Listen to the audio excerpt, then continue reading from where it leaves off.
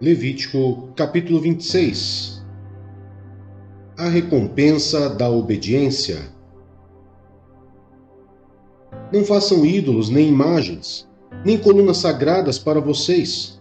Não coloquem nenhuma pedra esculpida em sua terra para curvar-se diante dela. Eu sou o Senhor, o Deus de vocês. Guardem os meus sábados e reverenciem o meu santuário. Eu sou o Senhor. Se vocês seguirem os meus decretos e obedecerem os meus mandamentos e os colocarem em prática, eu lhes mandarei chuva na estação certa, e a terra dará sua colheita e as árvores do campo darão seu fruto. A debulha prosseguirá até a colheita das uvas, e a colheita das uvas prosseguirá até a época da plantação. E vocês comerão até ficarem satisfeitos e viverão em segurança em sua terra. Estabelecerei paz na terra, e vocês se deitarão, e ninguém os amedrontará. Farei desaparecer da terra os animais selvagens, e a espada não passará pela sua terra. Vocês perseguirão seus inimigos, e esses cairão à espada diante de vocês. 5 de vocês perseguirão 100, 100 de vocês perseguirão 10.000, e os seus inimigos cairão à espada diante de vocês. Eu me voltarei para vocês e os farei prolíferos, e os multiplicarei e guardarei a minha aliança com vocês. Vocês ainda estarão comendo da colheita armazenada no ano anterior, quando terão que se livrar dela para dar espaço para a nova colheita. Estabelecerei a minha habitação entre vocês, e não os rejeitarei. Andarei entre vocês e serei o seu Deus, e vocês serão o meu povo. Eu sou o Senhor, o Deus de vocês, que os tirou da terra do Egito para que não mais fossem escravos deles.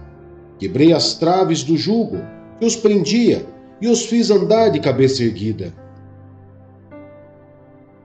O castigo da desobediência.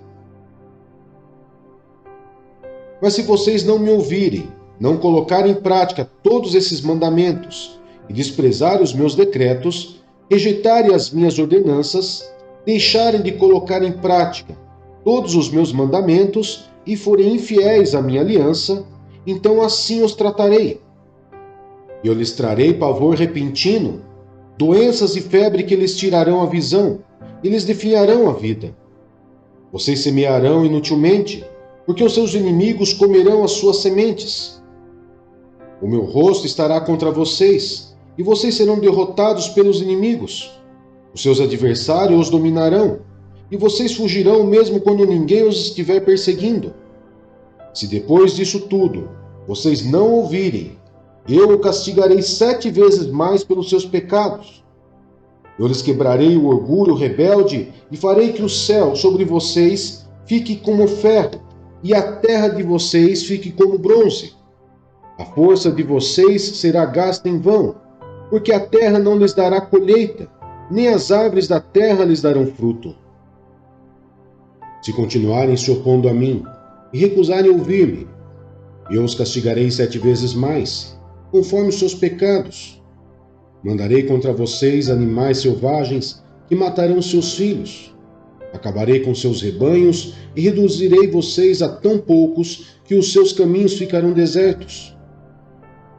Se apesar disso vocês não aceitarem a minha disciplina, mas continuarem a opor-se a mim, eu mesmo me oporei a vocês e os castigarei 7 vezes mais por causa dos seus pecados. E trarei a espada contra vocês para vingar a aliança. Quando se refugiarem em suas cidades, eu lhes mandarei uma praga, e vocês serão entregues em mãos inimigas. Quando eu lhes cortar o suprimento de pão, 10 mulheres assarão o pão num único forno e repartirão o pão a peso. Vocês comerão, mas não ficarão satisfeitos. Se apesar disso tudo, vocês ainda não me ouvirem, mas continuarem a opor-se a mim, então com furor me oporei a vocês, e eu mesmo os castigarei 7 vezes mais por causa dos seus pecados. Vocês comerão a carne dos seus filhos e das suas filhas.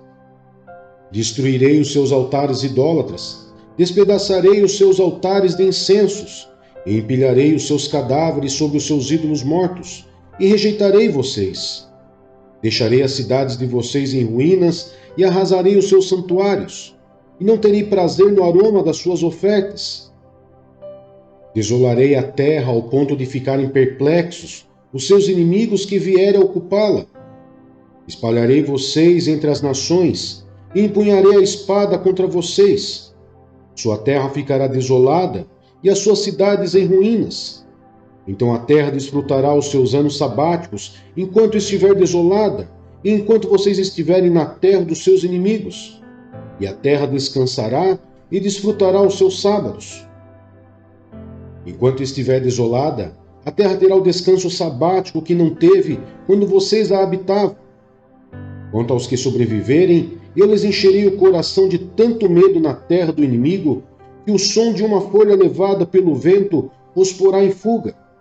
Correrão como quem foge da espada e cairão sem que ninguém os persiga.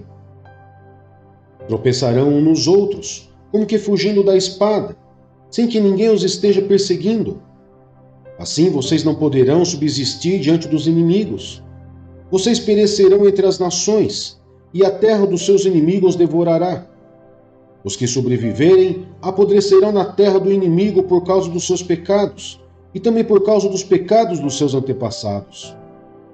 Mas se confessarem os seus pecados e os pecados dos seus antepassados, sua infidelidade e oposição a mim, que me levaram a opor-se a eles e a enviá-los para a terra dos seus inimigos, se o seu coração obstinado se humilhar, e eles aceitarem o castigo do seu pecado, eu me lembrarei da minha aliança com Jacó, da minha aliança com Isaque e da minha aliança com Abraão, e também me lembrarei da terra, que por eles será abandonada, e desfrutará os seus sábados enquanto permanecer desolada. Receberão o castigo pelos seus pecados, porque desprezaram as minhas ordenanças e rejeitaram os meus decretos. Apesar disso, quando estiverem na terra do inimigo, não os desprezarei, nem os rejeitarei, para destruí-los totalmente, quebrando a minha aliança com eles. Pois eu sou o Senhor, o Deus deles. Mas por amor deles, eu me lembrarei da aliança com os seus antepassados, que tirei da terra do Egito à vista das nações, para ser o Deus deles. Eu sou o Senhor. São esses os decretos, as ordenanças e as leis que o Senhor estabeleceu no Monte Sinai, entre ele próprio e os israelitas, por intermédio de Moisés.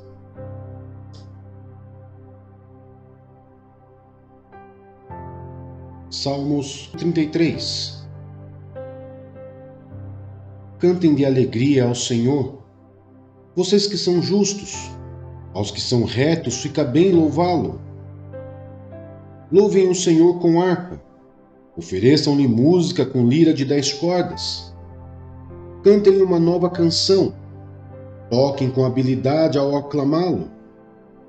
Pois a palavra do Senhor é verdadeira, ele é fiel em tudo o que faz. Ele ama a justiça e a retidão. A terra está cheia da bondade do Senhor. Mediante a palavra do Senhor foram feitos os céus, e os corpos celestes, pelo sopro de sua boca. Ele ajunta as águas do mar num só lugar, das profundezas faz reservatórios. Toda a terra tema o Senhor, tremam diante dele todos os habitantes do mundo. Pois ele falou e tudo se fez, ele ordenou e tudo surgiu. O Senhor desfaz os planos das nações e frustra os propósitos dos povos. Mas os planos do Senhor permanecem para sempre, os propósitos do seu coração por todas as gerações. Como é feliz a nação que tem o Senhor como Deus, o povo que ele escolheu para lhe pertencer. Dos céus olha o Senhor e vê toda a humanidade. Do seu trono ele observa todos os habitantes da terra. Ele que forma o coração de todos, que conhece tudo o que fazem. Mas o Senhor protege aqueles que o temem, aqueles que firmam a esperança no seu amor, para livrá-lo da morte e garantir-lhe vida, mesmo em tempos de fome. Nossa esperança está no Senhor. Ele é o nosso auxílio e a nossa proteção. Nele se alegra o nosso coração, pois confiamos no seu santo nome. Esteja sobre nós o teu amor, Senhor, como está em ti a nossa esperança.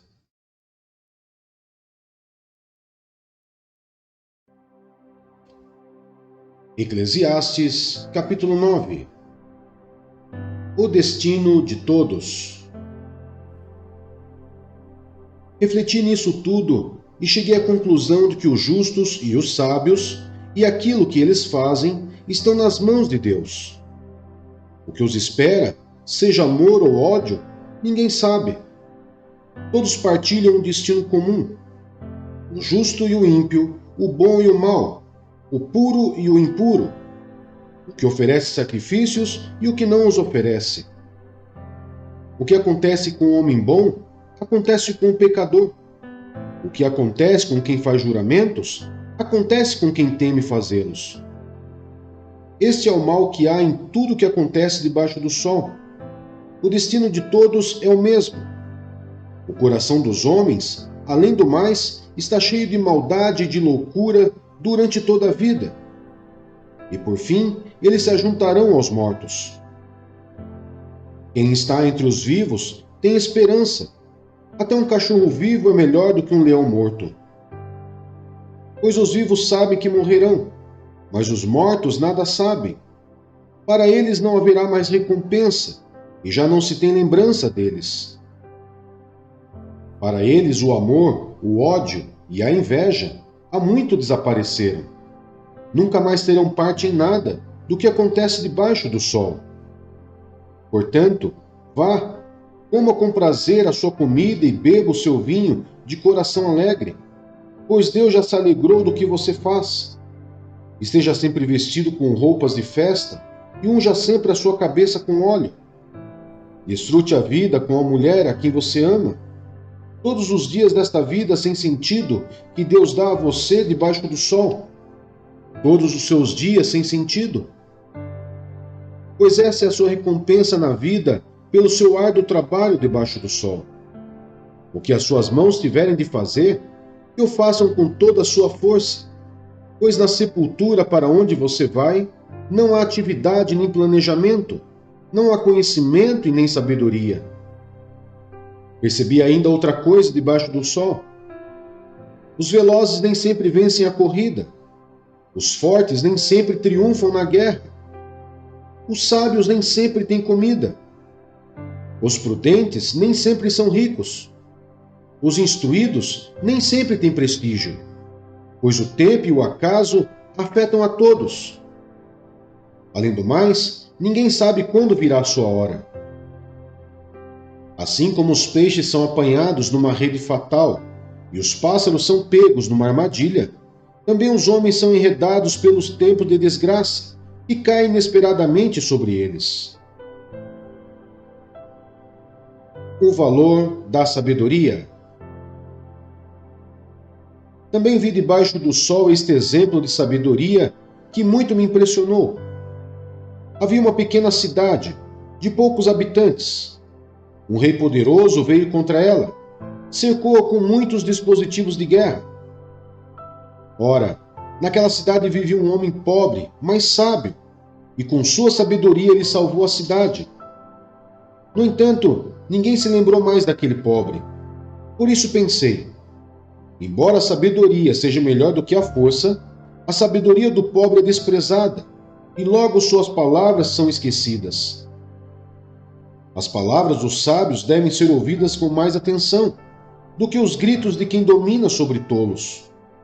A sabedoria é melhor do que as armas de guerra, mas um só pecador destrói muita coisa boa.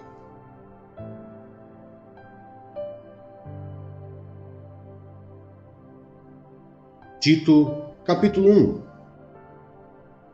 Paulo, servo de Deus e apóstolo de Jesus Cristo, para levar os eleitos de Deus à fé e ao conhecimento da verdade que conduz à piedade, fé e conhecimento que se fundamentam na esperança da vida eterna, a qual o Deus, que não mente, prometeu antes dos tempos eternos. No devido tempo, ele trouxe à luz a sua palavra, por meio da pregação a mim confiada por ordem de Deus, nosso Salvador, A Tito, meu verdadeiro filho em nossa fé comum, graça e paz da parte de Deus Pai e de Cristo Jesus, nosso Salvador. A tarefa de Tito em Creta. A razão de tê-lo deixado em Creta foi para que você pusesse em ordem o que ainda faltava e constituísse presbíteros em cada cidade, como eu o instruí. É preciso que o presbítero seja irrepreensível, marido de uma só mulher, e tenha filhos crentes que não sejam acusados de libertinagem ou de insubmissão. Por ser encarregado da obra de Deus, é necessário que o bispo seja irrepreensível, não orgulhoso, não briguento, não apegado ao vinho, não violento, nem ávido por lucro desonesto. Ao contrário, é preciso que ele seja hospitaleiro, amigo do bem, sensato, justo, consagrado, tenha domínio próprio e apegue-se firmemente à mensagem fiel da maneira como foi ensinada, para que seja capaz de encorajar outros pela sã doutrina e de refutar os que se opõem a ela. Pois há muitos insubordinados que não passam de faladores e enganadores, especialmente os do grupo da circuncisão. É necessário que eles sejam silenciados, pois estão arruinando famílias inteiras, ensinando coisas que não devem, e tudo por ganância. Um dos seus próprios profetas chegou a dizer: cretenses, sempre mentirosos, feras malignas, glutões preguiçosos. Tal testemunho é verdadeiro. Portanto, repreenda-os severamente, para que sejam sadios na fé e não deem atenção a lendas judaicas nem a mandamentos de homens que rejeitam a verdade. Para os puros, todas as coisas são puras, mas para os impuros e descrentes, nada é puro. De fato, tanto a mente como a consciência deles estão corrompidas. Eles afirmam que conhecem a Deus, mas por seus atos o negam. São detestáveis, desobedientes e desqualificados para qualquer boa obra.